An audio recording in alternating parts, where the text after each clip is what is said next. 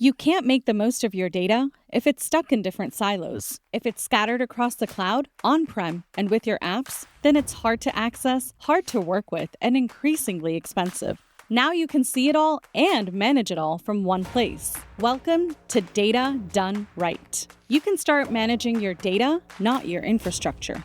It's unified, simple, secure, and it's only with a Pure Storage platform. Get started at purestorage.com. In 1901, the first season of their existence, of the American League as a whole's existence, the Cleveland team, no name yet, they were still experimenting, and some writers were calling them the Bluebirds, but officially they were just Cleveland, struggled to identify their starting right fielder. Nothing new there.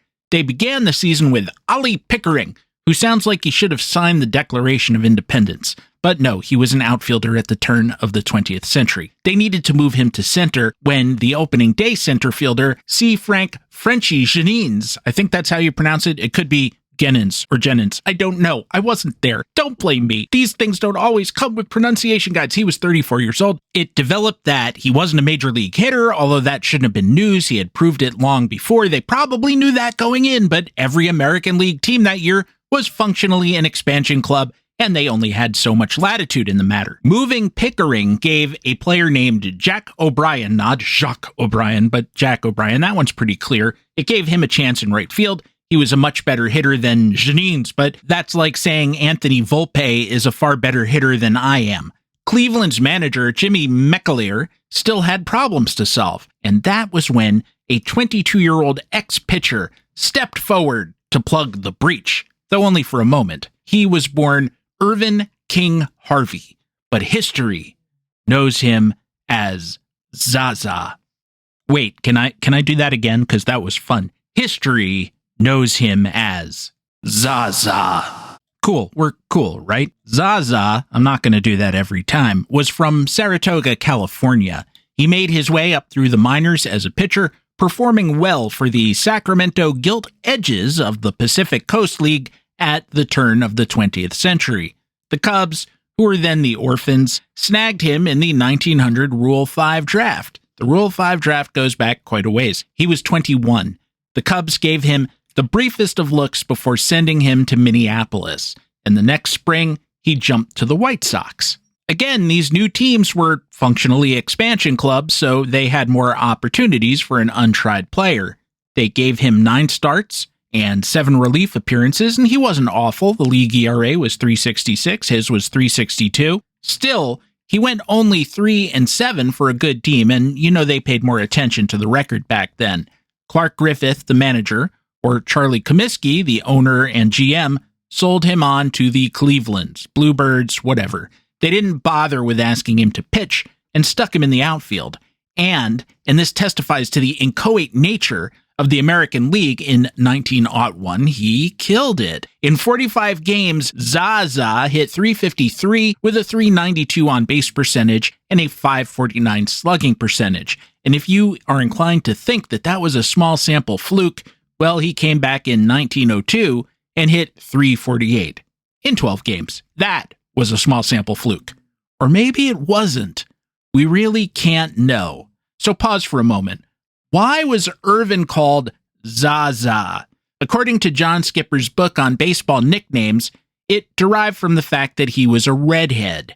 His hair reminded, someone of a nationally celebrated actress named Mrs. Leslie Carter, the American Bernhardt. Her real name was Carolyn Dudley, but back then actresses, and most other women, were referred to by their property of husband name. Back then, Scarlett Johansson would have been Mrs. Colin Jost coming to a theater near you in Jurassic Park 19. Lucky us. What makes this especially awkward from our perspective, beyond just the erasure of Carolyn's identity, is that she was Mrs. Carter all her professional life, even though she divorced Carter in a scandalous trial. He was a Chicago millionaire lawyer and president of the South Side Elevated Railroad Company, among others. They broke up in 1889. She said he physically abused her, and he had her involuntarily committed, even though she was fine. It was just a tactic he was using to control her. He also countered that she was having an affair. The jury found that he was telling the truth, and she was lying.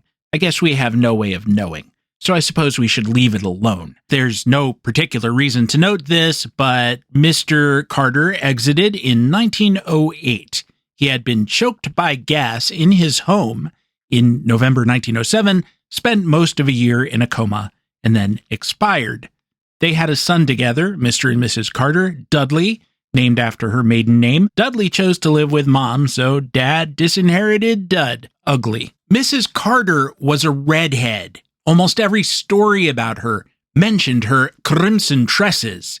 You start to see where I'm going with this, don't you? There was even a Warner Brothers film made about her life in 1940 with Miriam Hopkins and Claude Rains.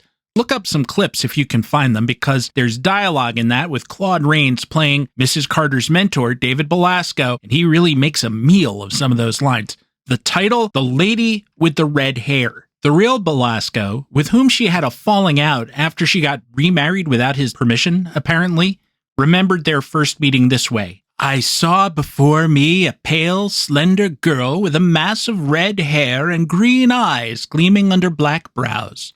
She began to cry, and then she smiled. Her gestures were full of unconscious grace, and her voice vibrated with musical sweetness.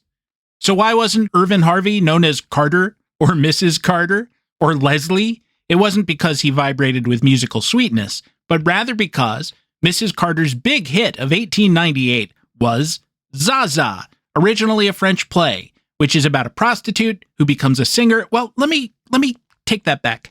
It's about a singer who becomes a mistress who discovers a kind of morality in which she rejects her mistresshood. At no time during the original French play or the American version, which was adapted for Mrs. Carter by David Belasco, does she take cash in return for services rendered.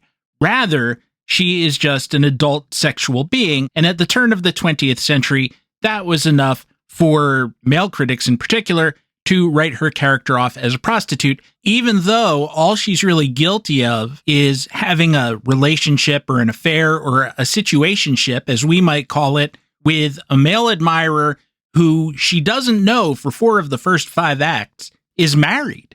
And once she does figure out he's married, she has a decision to make, and that's where the play turns. An 1899 review says that Zaza tells the pathetic story of a music hall actress who rises from a depth of illicit love to a height of pure self-abnegation, which is kind of the opposite of being a sexual mercenary. In Mrs. Carter's 1937 obituary, the New York Times noted, "The play was considered a shocker in its day." It's actually been filmed a number of times, including by Hall of Fame director George Cukor with Claudette Colbert in 1939. I can't find that version, at least not right now. It has 3 songs with lyrics by Frank Lesser of Guys and Dolls fame, so I'm eager to hear it. That's post-code, so no doubt they cleaned it up a lot. So did Belasco, who changed the ending just a little. The French were a little more audacious. Their ending isn't unhappy, so much as it reflects a woman deciding not to be a homewrecker any longer, but at the end she doesn't give up the possibility of future lovers. The crux of the play is not that she's having extramarital sex, but rather who she's having it with, and her yes-no decision, the one that she has to face, as to whether she wants to be complicit in his immorality. In the American version, she sort of renounces extramarital sex, again, because Americans are prudes. I'll quote one of the better exchanges from that decision in a few minutes because it moved me. It chimed with something in my own history. I do want to give credit where it's due. I was able to look at both the English and French versions, or I should say the American and French versions of the play, but I also consulted a 2002 paper in Theater Journal, Zaza, the Obtruding Harlot of the Stage, by Katie N. Johnson. And here's a small irony for you. Because Zaza was thought to be such an obtrusive harlot, Mrs. Carter was not allowed to take her Zaza tour to Cleveland even as Zaza was playing in the Cleveland outfield. True story about that Zaza, I mean Irvin Harvey, not Mrs. Carter's character, is that on April 25th, 1902, he had one of the biggest days in baseball history. If what he did happened again today, it would still be a big deal. He went 6 for 6 in a 9-inning game. Now, that's not the rarest of accomplishments. It's since happened over 50 times, but it's still pretty unusual. Nick Kurtz did it this year with a ridiculous 4 home runs. Shohei Ohtani did it last year and hit 3. All 6 of Zaza's hits were singles. As you know, it was a different time, and the ball didn't so much go crack when struck as sigh. Ay. Now here's something that Kurtz and Ohtani didn't do. Quit and go home a little over a week later, saying they didn't feel well. Zaza just ghosted on Cleveland in the middle of the season, saying that his stomach hurt too much to play. I don't know what has become of him, said the manager Bill Armour. I wish we had not lost his services, for he was an extremely valuable man. Had he played with us all year, we would have been higher in the race. Cleveland held on to his rights for another 3 years, just hoping he would turn up, but At one point, he went to Panama to recover his health, but that didn't take, and when he got back, he went right into the hospital in New York. He also tried West Baden Springs, Indiana.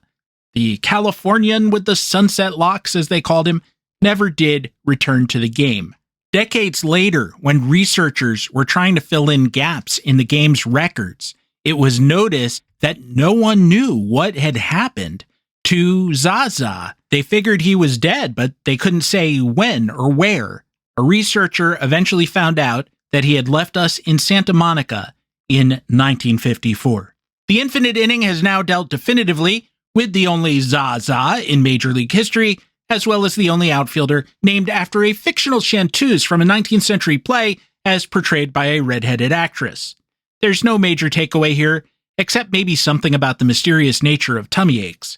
Mostly, though, the excuse is simply this one, offered by Sherlock Holmes in The Case of the Red-Headed League. My life is spent in one long effort to escape from the commonplaces of existence. These little problems help me to do so. And I find that that is the healthiest way to cope with ennui here in the infinite inning.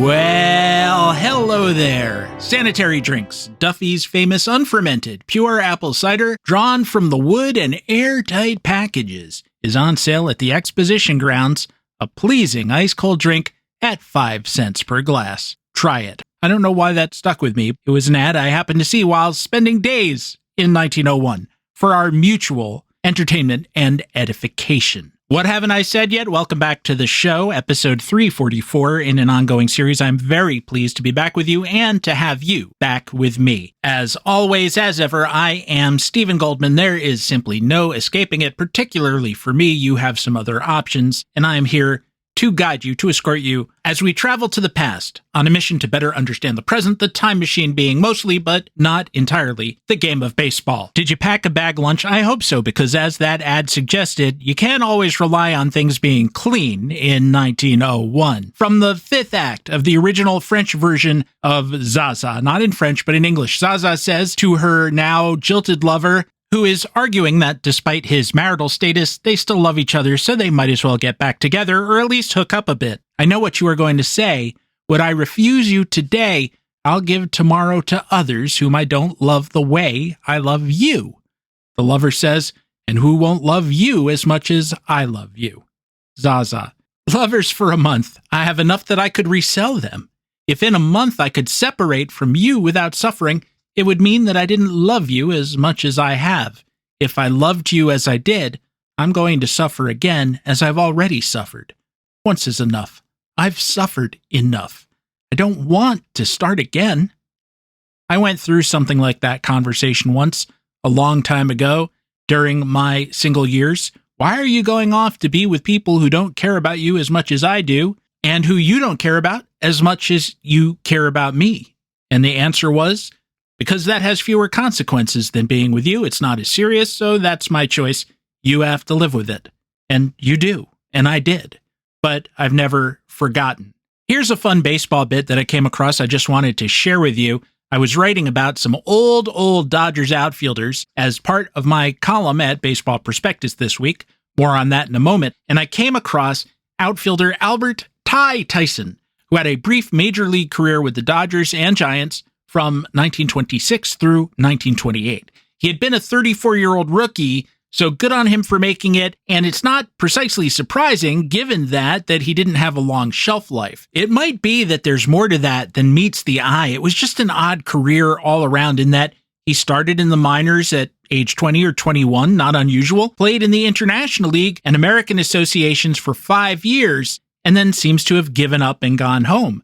Maybe he felt after 5 years, if he wasn't going to get the call up to the highest level, might as well get on with life. It's not like there was that much money in baseball back then, but he was out for 5 years, came back for Joe McCarthy at Louisville, and played so well, he did get the call. The Giants traded Earl Webb to the Colonels to get him, to Louisville, I mean. Webb was another overage rookie, but when McCarthy went up to the Cubs, he brought Webb with him, and a few years later, playing for the Red Sox, he set a record that still stands. The single-season mark for two-baggers, doubles, with 67. I noticed that Tyson's career came to a sudden end in the bottom of the first inning at the Polo Grounds on July 3rd, 1928. What got me at first, what's remarkable about that inning, is that even if Tyson's career had not ended at that moment, it would have been weird anyway. What would jump out at you was the fact that that one frame, or half a frame, contained two inside the park home runs when you don't often see one. Maybe they were more frequent back then. I mean, no baby about it. The parks were larger, and so it was easier for a ball to find a gap and roll on forever. Still, 2 in 1 inning. Brooklyn's pitcher was Jumbo Elliott. He had a very rough first. He gave up a double to Giants leadoff hitter Andy Cohen, then struck out center fielder Jimmy Webb before giving up the first of those inside the Parkers. It was hit to right field by a future Hall of Famer, a weak Hall of Famer, but still Fred Lindstrom. He was a right-handed hitter, so you could imagine maybe the outfielders were playing him to pull and were unprepared for him to go the other way. Plus, the Dodgers right fielder was Babe Herman, who couldn't have been as bad as people said he was. Maybe he was that bad, but by reputation, not a very intuitive defender, at least, or at best. So it's easy, again, to imagine that the ball got past him somehow and that Lindstrom made his way all the way around the bases. So nothing that unusual, right? But the second inside the park home run happened in gruesome fashion, and it was the play that ended Tyson's career. Right fielder Les Mann walked. First baseman Bill Terry singled. That brought up another player now in Cooperstown, shortstop Travis Jackson. He hit a ball into the left center field gap, and it must have been low enough to seem catchable, but high enough to require a leaping effort. And I say that because both left fielder Rube Bressler and center fielder Tyson jumped for it. Tragically, they each took a running leap into the same space at the same time. The collision bloodied Bressler's nose. I don't know how bad it was, but he didn't miss any time. But it inflicted a compound fracture on Tyler's tibia, and he missed the rest of his life. Hence the second inside the park home run. One outfielder was no longer ambulatory, and the other was probably pretty out of it too. So while it would be neat to see 2 inside the park home runs in a game or an inning, let's hope it doesn't happen that way, if it does happen at all. As I alluded to earlier, my column at BP this week was called 1,000 Outfielders to See Before You Die, and it's half about how bad the Cleveland outfield has been this year, not in Zaza's time, and half about how much I hate books with titles that end in Before You Die. Well, speaking of death, in Act 2 of the show, I do want to return to 1901, not for Zaza, although I will mention him again, but for a number of other things that happened early that September, almost precisely 125 years ago this week as I speak to you today. You will join me there, won't you? Your chrono vehicle will depart just after this upcoming break. Time machine ticket takers are standing by at the end of your aisle to your right. Your right, not mine. That's right. Move along into this break. Move along. Thank you very much.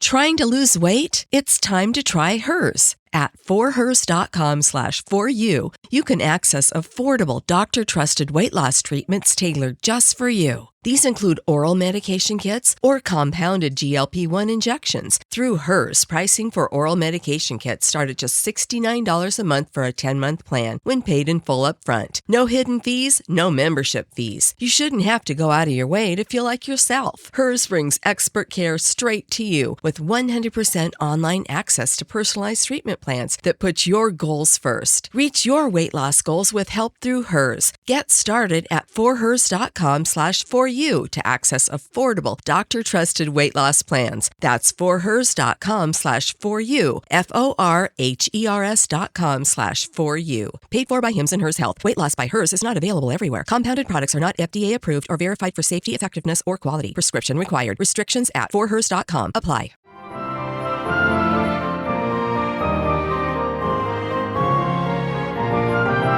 And as the flames compassed him, he moaned, "How about those Mets?"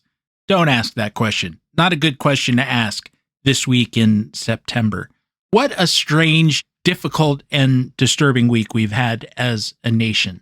It's never hard to talk about baseball. It's a great privilege to be even a very ancillary and dispensable part of the national pastime, to get to think about it, to joke about it, and share the love of the game for a living. And yet there are times when, at first at least, the game seems like an inadequate vehicle with which to even distract from the times that we are living through, and occasionally even to explain them. And you know, if you've been listening to this program long enough, that it's unusual for me to despair of finding some way to do that, because that's our whole raison d'etre. Raison d'etre, it sounds like a cereal. True story, in high school, my accent made my French teacher cry. He was half laughing when he did it, but he was also actually crying. I think I had made him doubt his choice of career, and he was not a young man. That is the corrosive effect that your host can have on people. Où est la vache? Ça va? Ça va. Désolé, désolé. I feel a little bad here because for people who don't hear this episode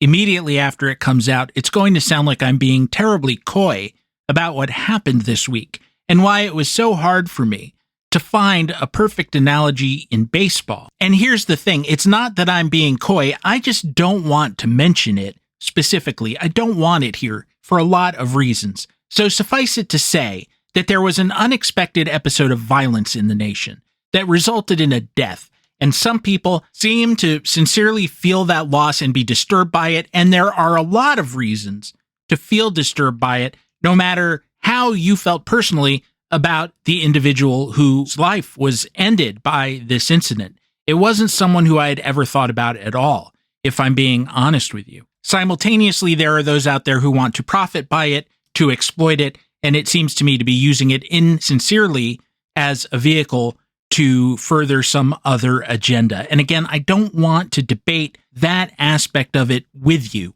It is not worth it. In the final analysis, there's naught to do but deplore the loss of life without further comment. Further comment would only serve to subtract or detract from that clear, pure principle that murder is wrong. And sometimes, perhaps always, when one among us acts to deprive another of his or her life, even if that person, the victim I mean, had, as a matter of course, advocated for others to be deprived of their lives, by taking theirs, all we do is vindicate their pernicious principles, and the only thing that advances or begins out of that is a vicious cycle of violence that has no bottom. And as we go through this segment, which is about baseball in the end, no, there is no direct analogy I can make to what happened this week to something that Babe Ruth or Casey Stengel or Joe DiMaggio did. And thank goodness for that. But that in itself is the analogy. The continuity, the through line of baseball provides an alternative to all the other choices that we might make, which is to say, you can do something good or you can do something bad or you can buy a ticket. That off-ramp is always available to you. And I don't mean to sound like a shill for the game. I don't mean to sound like Humphrey Bogart did in that old ad about going to the game. A hot dog at the game is better than roast beef at the Ritz. No, I'll take roast beef at the Ritz sometimes. You know the provenance of the roast beef at the Ritz. You can't say the same thing about the hot dogs at the ballpark. But Bogey was right, because there's nothing inevitable about the worst decisions that we might make. And what he might have said was, a hot dog at the game is better than a gun in your hand. And look, as foods go, a hot dog might be kind of futile, but it also tastes good. The gun is just futile. Period. As I hope you'll agree, once we go back to September 6, 1901, which was a typical late-season baseball day. Although it was far from a typical season, as I said earlier, it being the first since the American League had declared itself a major league in competition with the venerable and perhaps creaky National League. I suppose the pennant winners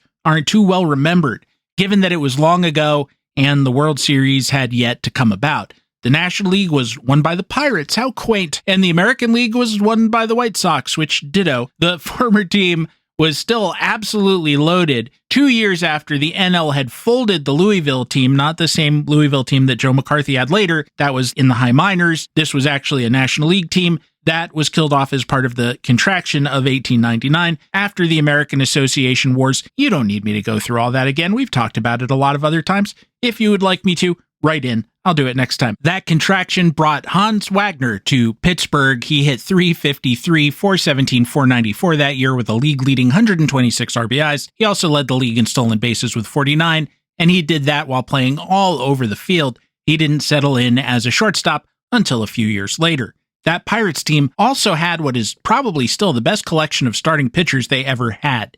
You can't compare a spitballer like Happy Jack Cheesebro to Paul Skeens, or even to John Candelaria, so we won't even try, but relative to the league, Happy Jack and Deacon Philippe, Jesse Tannehill, and Sam Lever, the Goshen schoolmaster, were terrific, with Tannehill leading the league with a .218 ERA. That staff was so deep, in fact, that the Pirates were able to be annoyed with Rube Waddell and sell him to the Cubs. The White Sox were managed by Clark Griffith. I mentioned that earlier, better remembered now for owning the Senators. He was also a very good pitcher, of course, and a racist, selfish son of a bitch. The best bat on the team was center fielder Billy Dummy Hoy. Sensitive time, 1901. He was 39 and in his second to last major league season, but he hit .294 with a .407 on base percentage and a .400 slugging percentage with a league-leading 86 walks. I will take that from any outfielder right now. If the Dodgers had that going on instead of Michael Conforto, well, you know.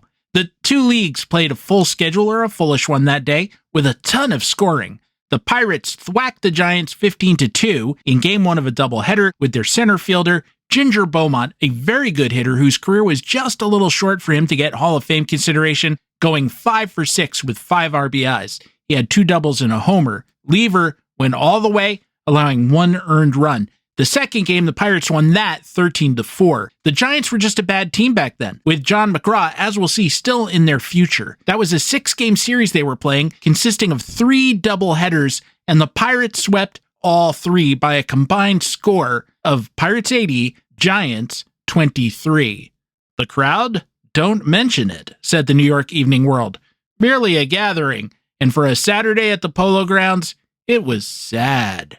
The Dodgers, then called the Superbas, routed the Reds 13-1.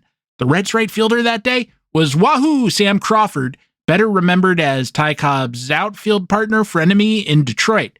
The third baseman was Harry Steinfeld, a former actor who would soon be the answer to a trivia question in the Tinker to Evers to Chance Infield.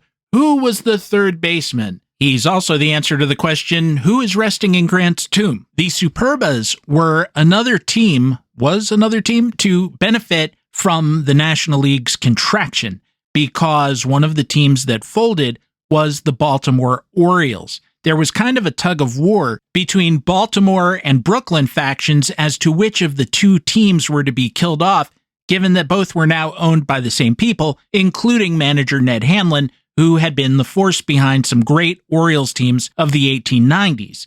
Ultimately, however, the Brooklyn faction won out, and, well, the rest is history, with some very good Baltimore players being squished into the Superbas roster, including 2 Hall of Famers that they brought with them on this particular day. Right fielder and leadoff man Wee Willie Killer went 5 for 6 with a triple. This is the hit 'em where they ain't guy, and keep a clear eye. That part is never mentioned, but it's important. And then another old Oriole, an outfielder, was playing first base that day. Joe Kelly, one of the more obscure Hall of Famers, at least from my perspective. He went 2 for 3. They had at least 2 other great players going that day. Jimmy Sheckard in left, probably better known for being part of some great Cubs teams with the aforementioned Tinker, Eversjans, and Steinfeld. And at short, Bad Bill Dallin, who longtime listeners will recall is my personal favorite, one of mine anyway, for neglected great player who somehow never wound up in the Hall of Fame. I mean, put him in just for sending flowers to an umpire mid-at-bat. I mean,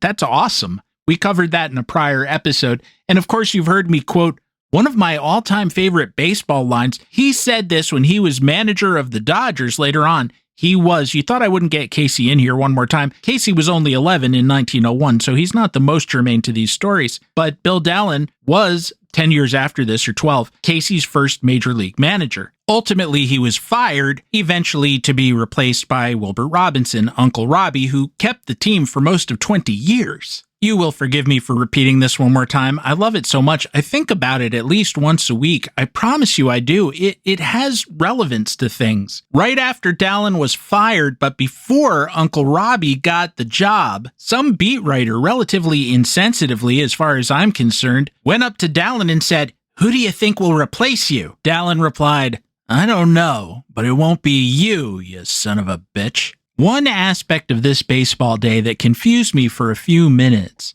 was a transaction related to the Superbas. All the papers talked about how Hanlon, who too is now in the Hall of Fame after a long posthumous wait, had signed a new infielder, a third baseman who they were thinking of putting at shortstop, even though Dallin was there and Dallin was awesome. I'm not just saying that because I was a fan. Not that I was a fan. I mean, am a fan. This was a long time ago. I'm not that old. Dallin was 31 and had had a couple of down years offensively, but not very down by the standards of shortstops except for Hans Wagner, and Wagner wasn't even a shortstop at that point. Over the next 3 years and 4 of the next 5, Dallin would be an above-average offensive performer while continuing to be one of the best gloves of his day. Bad Bill has been gone for almost 75 years, so it really doesn't matter whether he gets a plaque or not. I just enjoy keeping his memory alive. So the appalling, impossible thought of pushing Bill Dallin off of short for this untried kid wasn't what balked me. It was that the name was totally unfamiliar, and certainly there are many names in the baseball encyclopedia with which I'm not instantly familiar, particularly players who only had a cup of coffee. However, there's no record of this guy ever playing for the 1901 Superbas or Dodgers or Robins or whatever you want to call them. They definitely wouldn't have been the Robins yet. But at first I couldn't locate him because every newspaper spelled his name differently, and either they spelled it incorrectly or there wasn't any concurrence on how it should be spelled, or it was just later that whoever makes these determinations about baseball records decided that the spelling of his name would be standardized like so. His name was Charlie Loudenslager. I felt like that's a name I would have remembered. Loudenslager, is that some kind of craft beer? And the great thing about it is, it was almost like Loudenslager didn't want to be found because this was the second time that Hanlon had signed him, and the first time he just didn't bother to show up. Now, how many of us, if we had been selected to the major leagues in any era, would have been like, not in a hurry to get up there. I'll get back to you when I'm free. In any event, I couldn't find him on the 1901 Superbas because he was not part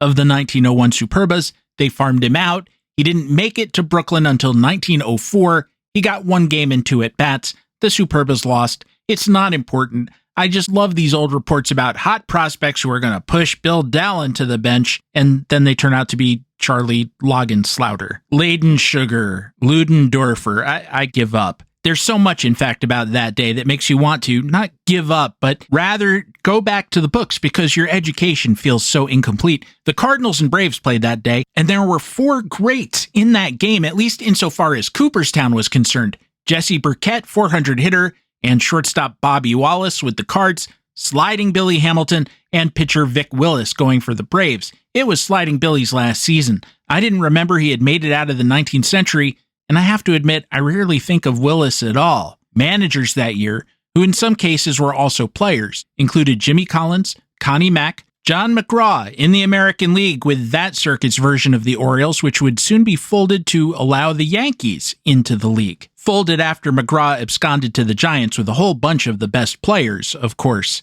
There was also Hugh Duffy, Fred Clark, George Davis, Bid McPhee, Frank Seeley, Griffith, and Hanlon, both of whom I've already mentioned. That's 10 managers, all of whom eventually got plaques, not that all of whom lived long enough to hear about it. Cardinals manager Patsy Donovan isn't in the Hall of Fame, but was born in Ireland in 1865. Different world, different America in 1901. The Senators beat the White Sox that day behind the pitching of Win Mercer, a handsome young fellow who was a couple of years from taking his own life at the age of 28, perhaps due to gambling debts. The Orioles, under McGraw, split a doubleheader in Cleveland, and as I just said, a number of players in his starting lineup, including Turkey Mike Donlin, who could really hit but couldn't stay healthy, couldn't focus, couldn't stop drinking, couldn't stop abusing women, couldn't stop changing his career to go into the movies, and Roger Bresnahan would soon go off to New York with McGraw. And Roger Bresnahan sounds so inadequate after I gave you all that stuff about Turkey Mike. I probably should have done that in the opposite order. Catcher Wilbert Robinson, who I just mentioned a few minutes ago and would eventually lend his name to the Brooklyn team, he would inherit the Orioles after McGraw had stripped it, and he was also later inducted into the Hall. He started the second game at catcher. That was very late in his career, but again, still playing into the 20th century. This is where I came across Zaza. Zaza went 4 for 8 in the doubleheader, and I asked myself, what is a Zaza, and how is it went 4 for 8? And I've never noticed this before. And as I said, Mrs. Carter was still touring in Zaza just then. It ran a good long time, but it also hasn't been revived since 1905. Maybe now is the time. The time is ripe for Zaza to be rediscovered. Maybe we could make it about someone who's really into the food of the gods. Yes, in this new version, this 21st century version, Zaza is short for a girl named Pizza. I invite you to go have some if you have it handy while we take the second and last break of the episode, and I'll see you with a napkin on the other side.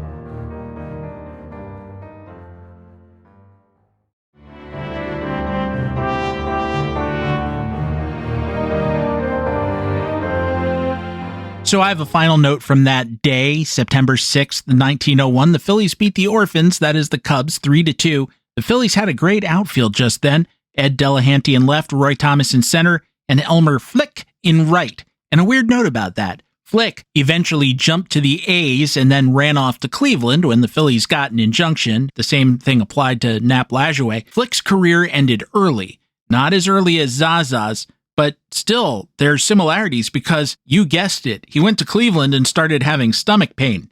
Now, Zaza lived to be 75. The literary Zaza is, of course, immortal. And Elmer stayed around till he was days short of turning 95. So you have to wonder what it was that troubled them for so long. Just the other day, there was a story in one of the newspapers, I think the Washington Post, which I'm almost embarrassed to admit I read. I do so intermittently. It was one of those medical mystery columns about a fellow who had these crippling stomach aches, turned out to be epilepsy. I did not realize that epilepsy expressed itself in that way. So why am I talking about this particular day, other than for trivia's sake? September 6th, 1901. You might have guessed. That was the day that a self-appointed anarchist, Leon Czolgosz of Detroit, went to Buffalo and shot William McKinley at point-blank range, the President of the United States. He both succeeded and failed in the sense that what killed the president was not the immediate wound, but septicemia when the doctors failed to locate the bullet and clean him up. Still, murder, however slowly committed, is still what it is, and after a trial, Czolgosz went to the electric chair. Anarchism was an idiotic political philosophy that was pretty much content-free, so empty that it ended up espousing violence as a solution to the problems that were facing people at that time.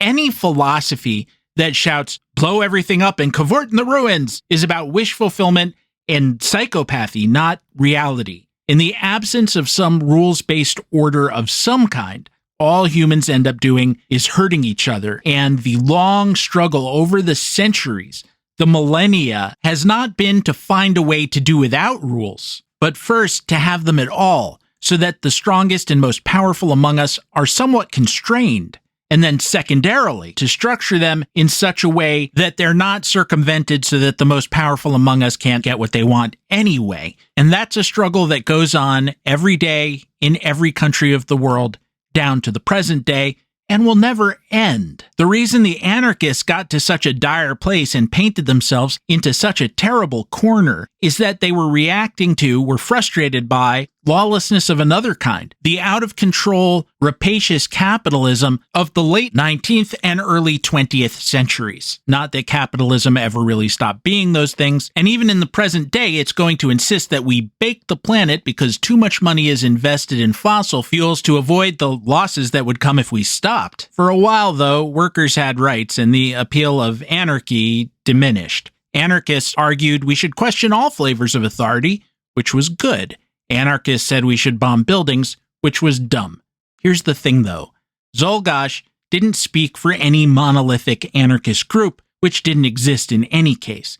He spoke for himself. He acted for himself. Before the assassination, he sniffed around some of the more prominent anarchist speakers, like Emma Goldman, no relation to me that I'm aware of, and she and others around her quickly understood that there was something wrong with the guy, and they shooed him away. This will become a recurring theme in just a moment. Again, I'm not saying anarchism was innocent. I have no use for it. Heck, Goldman's own partner, Alexander Berkman, tried to murder the industrialist Henry Clay Frick, which was pointless. Not that he was a great guy, it just wouldn't have changed anything. And I don't know that Emma was complicit in that. No one ever proved that she was, and oh boy, they tried. But she didn't disavow Berkman either, so I'm not trying to hold her up as any sort of paragon. My point is that Czolgosz was not aimed by her or anyone else who might have had thoughts that overlapped with his own. When he was being interrogated, he said, "I don't believe in the Republican form of government, and I don't believe we should have any rulers. It is right to kill them." His last words were, "I killed the president because he was the enemy of the good people, the good working people." And that's all just madness, which is not to say that McKinley was pro-labor, and it's not to say that he wasn't a war criminal either. Look up what our histories call the Philippine insurrection. We promised freedom to a whole lot of people and then reneged at the point of a gun. This was when Mark Twain wrote that the version of the American flag which flew over the Philippines should not be the stars and stripes, but rather the skull and crossbones. So when I say that what Czolgosz preached was madness, I don't mean it was mad in the sense that his perceptions of William McKinley were necessarily completely off, but rather that there is no moral argument that would allow you to murder a leader, even one you think is pernicious, because those arguments are inevitably vitiated by the fact that your act will tend to set your cause back, not advance it. What wins is persuasion, and murder is an act of anti-persuasion, specifically because it is morally repugnant. Very rarely do people say, "Hey, that guy doing that terrible, awful thing, he has a point." You can have your political arguments, you can try to persuade people, but shooting someone doesn't do that. It doesn't persuade anybody. Stabbing Henry Clay Frick won't win the union better pay and a 4-day work week. Changing the world is a question of argumentation, and nowadays, increasingly one of the money to command attention. It's not, and never has been, about a single violent gesture. Those are reserved for crazy people, and there is a through line to this sort of thing. As I said, the anarchists met Czolgosz and said, "This fella's dangerous, let's get him out of here," and they shooed him away. People met Charles Guiteau, President Garfield's assassin. That was about 20 years earlier. Quickly understood there was something wrong with the guy and shooed him away. I realize layers and layers of conspiracy theories have attached themselves to the JFK assassination, but whatever happened, it seems pretty clear that even communist officials in Russia who encountered Lee Harvey Oswald seemed to understand that there was something wrong with the guy and shooed him away. And they were proved right. There was something wrong with those guys. It's almost always those guys, by the way. In the book Political Murder, From Tyrannicide to Terrorism, Professor Franklin Ford wrote, The perceptions of neurotics must be distinguished from the more purposeful, though not necessarily less repellent, ideological commitment shown by a few of America's most publicized assassins. All of these men were unbalanced to some degree, lacking the restraint dictated by common sense or ordinary kindness, as well as any rational calculus of either self-interest or the needs of a functioning society. At the same time, each of the figures in question displayed a resolute, in a limited sense of self-sacrificing devotion to some cause greater than his own ease and self-esteem. What has just been said applied to John Wilkes Booth in 1865, Leon Czolgosz in 1901, the Puerto Rican nationalist who sought to shoot President Truman in 1950, and Sirhan Sirhan, Senator Robert F. Kennedy's assailant, in 1968. Professor Ford was making the same point I am now, that all of those murderers or wannabe murderers had causes. They had no true interest, however, in advancing those causes, and were not aimed by anyone who had a true desire to change the world for the better in any way, no matter how near or far the current of their thought ran from the mainstream. And then, of course, there were also the marginal, frustrated, or even severely mentally ill people who have just tried to kill someone famous because, well, they could. Think of the assassins who, separately, got very close to killing both Theodore and Franklin Roosevelt, the fellow who shot Ronald Reagan, and the loser who murdered John Lennon. What Czolgosz did, and when he did what he did, the authorities, as I said earlier, tried to pin it on Emma Goldman. When Booth killed Lincoln, they tried to pin it on Jefferson Davis, and no doubt he wasn't too troubled, but he didn't order it.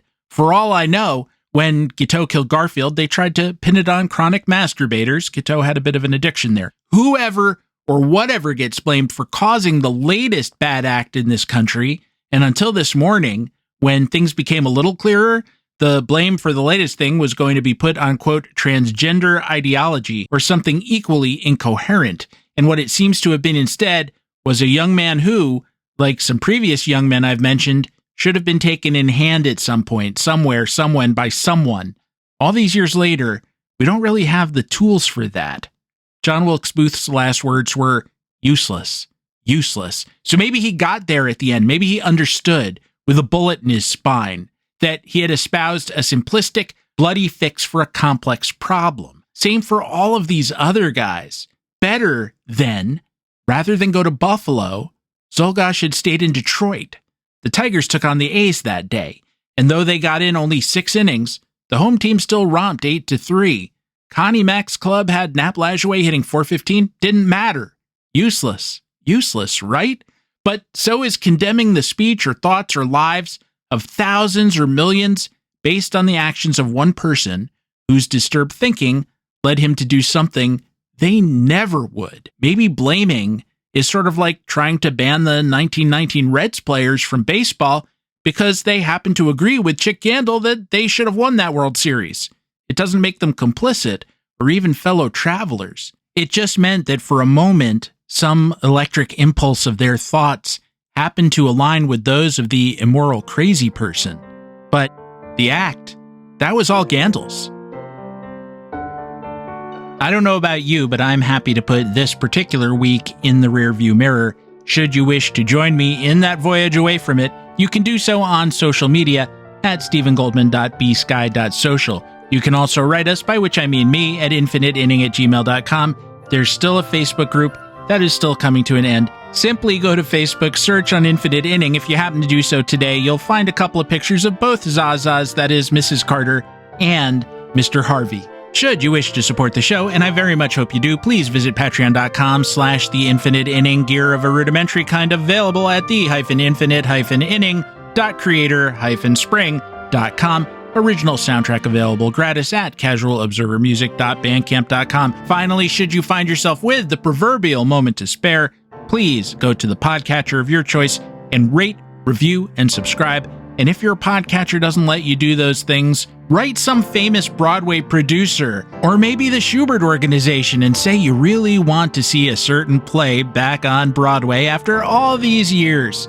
Our theme song, which you are hearing now and have been listening to throughout the episode, was a co-composition of myself and Dr. Rick Mooring, who only has this much to say. Zaza. Well, If the world doesn't continue to be so stressful that the rapidly inflating price of coffee declines because we're all too worked up and nervous that we no longer require the aid of stimulants, I'll be back next week with more tales from inside the infinite inning.